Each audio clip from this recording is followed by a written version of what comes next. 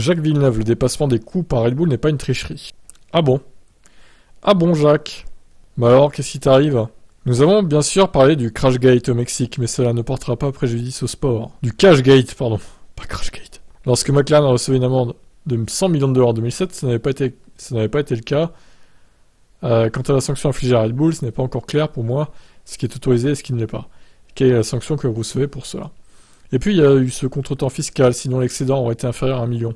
J'ai donc du mal à dire si la pénalité est suffisamment sévère. Mais au moins il ne s'agit pas de triche. Mentir sur le contrôle de la motricité, ça serait de la triche. Je doute que le dépassement de plafond ait eu la moindre incidence sur les résultats de cette année. Red Bull est tellement forte qu'elle aurait gagné de toute façon. Alors, on parle plutôt de 2021, là, du coup, Jacques.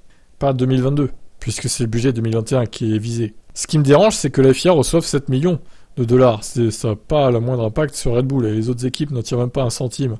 Les 10% en moins de soufflerie font mal, ça les ralentira, mais cela ne fait pas gagner de temps aux autres. L'argent de la pénalité aurait pu les aider, il suffirait de le partager entre les équipes. Ça, oui, ça aurait été pas mal. Tu divises par 10, ça fait 700 000 à chacun. Enfin, par 9 du coup, parce que Red Bull, du coup, ils vont pas toucher leur propre sous. Ça fait 800 000 du coup, à peu près. 850. Mais bon, ce ne sera pas le cas de toute façon. Donc voilà. Alors, qu'est-ce que vous en pensez des propos de Jacques Villeneuve ?